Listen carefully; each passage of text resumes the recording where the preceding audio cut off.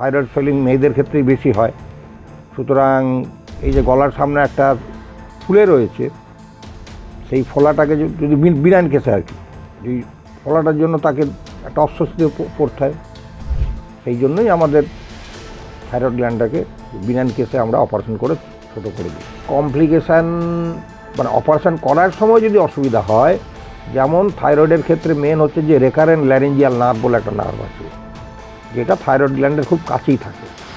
এখন আমরা যদি সেখানে দুদিকে দুটো আমাদের রেকারেন্ট ল্যারিঞ্জিয়াল নার্ভ আছে, যে রেকারেন্ট ল্যারিঞ্জিয়াল নার্ভ হচ্ছে যে ভোকাল কর্ডকেও সাপ্লাই করে, অর্থাৎ আমরা যে কথাবার্তা বলছি তার জন্য আমাদের গলার ভিতরে দুটো পর্দার মতো জিনিস আছে, সেই পর্দা দুটোরই মুভমেন্ট হয়ে আমরা কথাবার্তা বলি।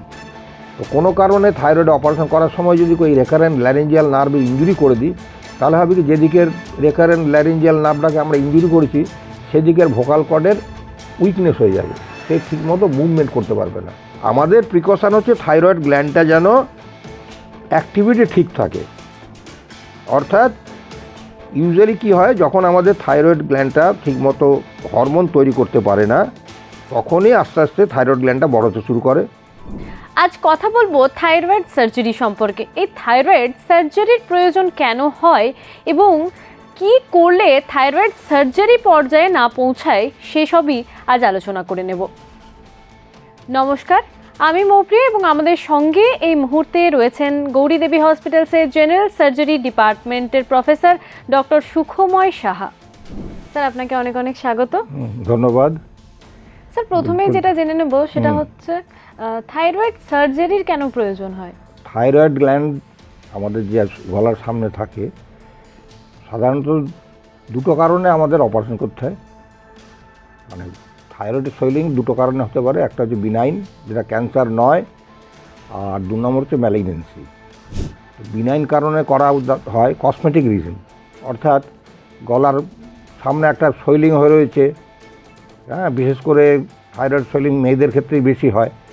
সুতরাং এই যে গলার সামনে একটা ফুলে রয়েছে, সেই ফোলাটাকে যদি বিনাইন কেসে আর কি, এই ফোলাটার জন্য তাকে একটা অস্বস্তিতে পড়তে হয়। সেই জন্যই আমাদের থাইরয়েড গ্ল্যান্ডটাকে বিনাইন কেসে আমরা অপারেশন করে ছোটো করে দিই। আর যদি ক্যান্সারের কথা আমরা বলি, তো ক্যান্সার হলে পরে তো সেখানে চিকিৎসা তো মেনলি সার্জিক্যালি হয়। সুতরাং সেখানে আমাদের থাইরয়েড গ্ল্যান্ডটাকেই পুরোপুরি তখন বাদ দিয়ে দেওয়া হয়।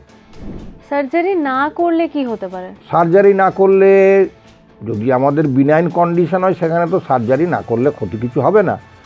একমাত্র বিনাইন কন্ডিশনে যে আমাদের যে থাইরয়েড হরমোনগুলো থাকে সেইগুলো লেভেল দেখতে হবে। এরপরে যদি দুটো কারণে, হাইপোথাইরয়েডিজম বলে একটা কথা আছে, হাইপার থাইরয়েডিজম আছে, অর্থাৎ থাইরয়েড গ্ল্যান্ডটা তার ওভার অ্যাক্টিভ যদি হয়, সেই কন্ডিশনটাকে বলা হয় হাইপার থাইরয়েডিজম। আর যদি লো অ্যাক্টিভিটি হয়ে যায়, সেটাকে বলছে হাইপোথাইরয়েডিজম। ইউজুয়ালি জেনারেলি দেখা যায় যে হাইপোথাইরয়েডিজম বেশি হয়, এবং এই হাইপোথাইরয়েডিজম হওয়ার ফলে কি হয়, তখন যেহেতু রক্তে থাইরয়েড হরমোনের মাত্রা কমে যায়, তখন শরীর কি চেষ্টা করে যে থাইরয়েড গ্ল্যান্ডটাকে বড় করে দিয়ে হরমোন বেশি তৈরি করার চেষ্টা করে, যেটাকে আমরা বাংলায় গলগণ্ড বলি বা থাইরয়েড এনলার্জমেন্ট বলি। তো এই থাইরয়েড এনলার্জমেন্ট হলে তো এমনিতে আমরা সেটাকে ওষুধ দিয়ে, আমাদের যে শরীরে যে থাইরয়েড হরমোন কম তৈরি হচ্ছে, আমরা ওষুধ দিয়েও সেটাকে বাইরে থেকে সাপ্লিমেন্ট দিয়ে বাড়ি। কিন্তু একবার যদি থাইরয়েড গ্ল্যান্ডটা বড় হয়ে যায়, সেক্ষেত্রে সেক্ষেত্রে গ্ল্যান্ডটাকে তো আমরা কমাতে পারবো না। গ্ল্যান্ডের যে অ্যাক্টিভিটি, যে কারণে গ্ল্যান্ডটা বড় হয়েছিল, আমরা বাইরে থেকে রিপ্লেস করি, তার হরমোনটা রিপ্লেস করে দিলাম, কিন্তু গ্ল্যান্ডটা তো কমানো যাবে না, তাহলে একটা অড লুকিং হয়ে থাকবে। তখন আমাদের বাধ্য হয়ে সার্জারিটা করতে হবে। আর যদি ম্যালিগনেন্সি হয়, সেখানে তো ম্যালিগনেন্সির চিকিৎসা মানেই হচ্ছে যে থাইরয়েড গ্ল্যান্ডটাকে, যেহেতু ক্যান্সার হয়ে গেছে, সুতরাং ক্যান্সারাস টিস্যুটাকে শরীরে রাখার মানে উচিত হবে না। তখন আমাদের তো বাধ্য হয়েই সেখানে কসমেটিক, বিশেষ করে যে থাইরয়েড যখন ক্যান্সার হয়, সেখানে কিন্তু ক্যান্সারের গ্ল্যান্ডটা অতটা বড় হয় না। ক্যান্সারের সময় ইউজুয়ালি হয়তো একটা নোডুল ছোটো একটু বড় হয়ে গেল, মানে ছোটো একটু অংশ বড় হলো, সেটাকে আমরা এফএনসি করে যদি আমাদের ডায়াগনোসিস হয় যেখানে সেখানে ক্যান্সার হয়েছে, তার মানে সেই ক্যান্সারটা যদি আমরা ইউজুয়ালি থাইরয়েড ক্যান্সার হলে পরে হয় টোটাল বা সাব টোটাল আমাকে থাইরয়েডেক্টমি করে দিতে হবে, কারণ নইলে পরে ভবিষ্যতে সেখান থেকে সেই ক্যান্সারটা আবার থাইরয়েড বাকি অংশে ছড়িয়ে পড়তে পারে, সেই জন্য আমাদের সার্জারি করতে হয়। থাইরয়েড ক্যান্সার থেকে পুরো শরীরে ছড়িয়ে যায়? থাইরয়েড ক্যান্সার থেকে হ্যাঁ, মেটাস্টিসিস তো অবশ্যই, যে কোনো জায়গায় শরীরের যে কোনো জায়গাতেই ক্যান্সার হলে পরে তার মেটাস্টিসিস হয়। মেটাস্টিসিস মানে এক জায়গায় হয়েছে, সেই ক্যান্সার টিস্যু অন্য জায়গাতে গিয়েও বড় হয়ে যায়। ইউজুয়ালি মানে রক্ত দিয়ে বেশি যায়, ব্লাড, লিমফ্যাটিক এগুলো দিয়ে যায়। সুতরাং থাইরয়েড ক্যান্সার হলে রক্ত দিয়ে সেটা বনি মেটাস্টিসিস বেশি হয়, লিভারে মেটাস্টিসিস হতে পারে। সেই জন্যই আমাদের একবার ক্যান্সার হয়ে গেলে সেটাকে নির্মূল করার জন্য আমাদের সেই অংশটাকেই বাদ দিতে হয়। এই সার্জারি করার পর কি গলাতে মাছ থেকে যায়? না, সার্জারি করার পর তো গলাতে মাছ থাকার কথা না, আমরা তো সেভাবেই করব যাতে মানে ক্যান্সার হলে পরে আমরা পুরোটাই বাদ দেবো, হয়তো একটুখানি টিস্যু রেখে দিয়ে আসবো যাতে নর্মাল কিছুটা হরমোন তৈরি হতে পারে। আর যদি আমরা বিনাইন ক্ষেত্রে করি, বিনাইন ক্ষেত্রেও তো সেখানে তো আর পুরো থাইরয়েড বাদ দেওয়া হয় না, সেখানে যতটা কসমেটিক্যালি আমার যেটুকু দরকার আমরা সেটুকু বাদ দিয়ে দিই, বাকি থাইরয়েড গ্ল্যান্ডটা তার থেকেই যায়। কোনো বাইরে থেকে আর কিছু বোঝা যাবে না, কিন্তু তার শরীরের মধ্যে থাইরয়েড গ্ল্যান্ডের অংশ তো থেকেই গেল নর্মাল কাজ করানোর জন্য। অপারেশনের পর গলাতে কোনো রকম সমস্যা তৈরি হয়? সেটা হচ্ছে যে একটা কমপ্লিকেশান, মানে অপারেশন করার সময় যদি অসুবিধা হয়, যেমন থাইরয়েডের ক্ষেত্রে মেন হচ্ছে যে রেকারেন্ট ল্যারিঞ্জিয়াল নার্ভ বলে একটা নার্ভ আছে, যেটা থাইরয়েড গ্ল্যান্ডের খুব কাছেই থাকে।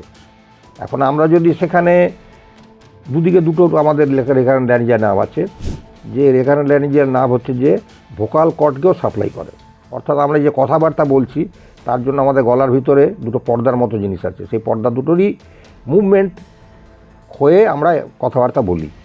তো কোনো কারণে থাইরয়েড অপারেশন করার সময় যদি ওই রেকারেন্ট ল্যারিঞ্জিয়াল নার্ভে ইনজুরি করে দিই, তাহলে হবে কি যেদিকের রেকারেন্ট ল্যারিঞ্জিয়াল নার্ভটাকে আমরা ইনজুরি করেছি সেদিকের ভোকাল কর্ডের উইকনেস হয়ে যাবে, সে ঠিকমতো মুভমেন্ট করতে পারবে না, তার ফলে পেশেন্টের হোর্সনেস অফ ভয়েস হবে, অর্থাৎ তার গলার স্বরটা পরিবর্তন হয়ে যাবে। এই হলো একটা ভয়। আর যদি আমাদের ক্যান্সারের ক্ষেত্রে যেমন ভয় থাকে, সেখানে যেহেতু আমাকে পুরো গ্ল্যান্ডটাই বাদ দিতে হচ্ছে, সেখানে তো আমাদের আরও সাবধানেই করতে হবে, কারণ যদি আমরা দুটো নার্ভই ডান দিক বাঁ দিক নষ্ট করে দিই, তাহলে ভোকাল কর্ডটাই প্যারালাইসিস হয়ে যাবে, তখন সে পেশেন্ট ঠিকমতো নিঃশ্বাস নিতে পারবে না, এই ভয় থাকে। সুতরাং আমাদের অপারেশন করার সময় আমরা যথেষ্ট সাবধানেই অপারেশন করি, তাহলেও করলেও কোনো ক্ষেত্রে হয়তো একটা দিকে নার্ভ ইনজুরি হয়ে যায়, সেক্ষেত্রে কমপ্লিকেশন হচ্ছে তার হোর্সনেস অফ ভয়েস, তার স্বরের পরিবর্তন, স্বরটা ভারী হয়ে যাবে, এটুকু হতে পারে। খাওয়া দাওয়ায় কোনো অসুবিধা? খাওয়া দাওয়ার সাথে কোনো অসুবিধা হওয়ার কথা নয়, কারণ ওটা তো থাইরয়েড গ্ল্যান্ড গলার বাইরে রয়েছে, আর খাদ্যনালীটা আলাদা, ঠিক আছে। থাইরয়েড গ্ল্যান্ডটা থাকে ট্র্যাকিয়ার সামনে, আর ইসোফেগাস থাকে পিছনে, খাওয়া দাওয়ার সাথে কোনো সম্পর্ক নেই। আচ্ছা, কতদিন পর নর্মাল জীবনে ফিরে আসা যায়? থাইরয়েড অপারেশন করলে পরে তো এমনি তো কাজকর্ম সে সবই অপারেশনের পরে মানে যে আমাদের হালকা কাজ সেগুলো সবই করা যেতে পারে। আর আমরা সাধারণত 8-10 দিন পরে সেলাইগুলো কেটে দিই, সেলাই কেটে দেওয়ার পরেও 5-7 দিনের মধ্যে সে স্বাভাবিক সমস্ত কাজই করতে পারবে, মানে খুব একটা বেশি সময় লাগে না, কাজে অসুবিধা হয় না। ফিউচারে আবার কি এই সমস্যাটা ফিরে আসতে পারে? সাধারণত থাইরয়েড বিনাইন কন্ডিশনে যখন আমরা বাদ দিচ্ছি, তখন তো আমরা পুরো থাইরয়েড গ্ল্যান্ডটা বাদ দিই না, আমাদের থাইরয়েডের কিছুটা অংশ রেখে দিয়ে যেটুকু কসমেটিক্যালি খারাপ লাগে সেটুকু আমরা বাদ দিয়ে দিই, দ্যাট ইজ পার্শিয়াল থাইরয়েডেক্টমি করা হয়। এখন তার যে কারণে থাইরয়েড গ্ল্যান্ডটা বড় হয়েছিল, ইউজুয়ালি থাইরয়েড গ্ল্যান্ডটা বড় হয় যদি আয়োডিন ডেফিসিয়েন্সি হয়, ঠিক আছে। তো যদি তার থাইরয়েড অপারেশন পরেও যদি তার আয়োডিন ডেফিসিয়েন্সিটা কন্টিনিউ করে যায়, তাহলে তার কিন্তু ভবিষ্যতে আবার থাইরয়েড গ্ল্যান্ডটা বড় হওয়ার সম্ভাবনা থেকে যাচ্ছে। সুতরাং আমাদের খেয়াল রাখতে হবে যে তাকে যেন সাফিসিয়েন্ট পরিমাণ আয়োডিন আপটেকটা তার হয়, তাহলে কি আর বড় হওয়ার সম্ভাবনা থাকবে না। এখন তো ধরুন অনেকেরই থাইরয়েড রয়েছে, বেশিরভাগ মানুষেরই হয়, তো এক্ষেত্রে প্রিভেনশন কি রয়েছে যাতে না হয়? প্রিভেনশন হিসাবে মেনলি থাইরয়েডের যেটা এনলার্জ করে গয়টার হয়, মেনলি আয়োডিন ডেফিসিয়েন্সির জন্য হয়। সুতরাং আমাদের খাবারের মধ্যে যেন আয়োডিন থাকে সেটা দেখতে হবে। ইউজুয়ালি আয়োডিন মেইনলি সি ফুডের মধ্যে আয়োডিন থাকে। তাছাড়া পাহাড়ি এলাকাতে জলের মধ্যে আয়োডিন কম থাকে, সেই জন্য বেশিরভাগ যে গয়টার বা গলগণ্ড পাহাড়ি এরিয়াতে দেখা যায়। এবং যেহেতু আমরা মানে রিসার্চ করে বের করবে যে এইটি আয়োডিন অভাবটাই হচ্ছে যে আমাদের গলগণ্ড হওয়ার একটা প্রধান কারণ, সেই জন্য যাতে সবাই যথেষ্ট পরিমাণে আয়োডিন পেতে পারে সেই জন্য সরকার থেকে নিয়ম করেই যে বাজারে যে লবণ বিক্রি হয় সেগুলোকে সমস্ত আয়োডাইজড করে দেওয়া হয়েছে, অর্থাৎ তার মধ্যে সামান্য পরিমাণ আয়োডিন সল্ট দেওয়া থাকে। তার ফলে আয়োডিনের অভাবটা হবে না, এবং আয়োডিনের অভাব না হলেই তার ক্ষেত্রে আর গলগণ্ড হওয়ার সম্ভাবনা থাকে না। দিস ইজ দি মেন মানে প্রিকশন, যে আয়োডিনটা ঠিকমতো আপটেক করতে হবে। তার মানে আয়োডিনের একটা বড় রোল আছে। আয়োডিনটাই মেন রোল এই বিনাইন ক্ষেত্রে, অর্থাৎ উইদাউট ক্যান্সারে যে থাইরয়েড গ্ল্যান্ডটা বড় হয় সেই ক্ষেত্রে আয়োডিনের একটা বড় রোল রয়েছে। তার মানে আয়োডিনেরও আমাদের শরীরে প্রয়োজন রয়েছে। এবং যারা দেখা যায় অনেকে দেখা যায় যে নুন কম খাচ্ছে, তাদের ক্ষেত্রে তো আয়োডিন একেবারেই পৌঁছায় না। হ্যাঁ, হতে পারে। যারা মানে লবণ কম খায় তাদের ক্ষেত্রে কিন্তু সাফিসিয়েন্ট আয়োডিন না ঢুকলেই তাদের গয়টার হবে, সেটা তো হয়ই। ঠিক আছে, এর জন্য আবার আমাদের মানে আলাদা করে আয়োডিন পাওয়া যায় ওষুধ হিসাবে। হ্যাঁ, তবে সেগুলো সবাইকে দেওয়া হয় না, যাদের ক্ষেত্রে এই গণ্ডগোলটা আছে তাদের ক্ষেত্রে হয়তো দিতে হতে পারে। স্যার, আপনাকে অনেক অনেক ধন্যবাদ। বেশ, ধন্যবাদ এই আপনাদের এখানে আসার জন্য। আপনারা শুনলেন আমাদের বিশেষজ্ঞ ঠিক কি বললেন, থাইরয়েড সার্জারি করার কখন প্রয়োজন রয়েছে, কিভাবে হয় এবং আয়োডিনের কতটা রোল রয়েছে, সেই সব কিছুই আমাদের জানিয়ে দিলেন। এই বিষয়ে যদি আপনাদের আরও কিছু জানার থাকে তাহলে অবশ্যই কমেন্ট বক্সে কমেন্ট করুন। সুস্থ থাকুন, সতর্ক থাকুন। ধন্যবাদ।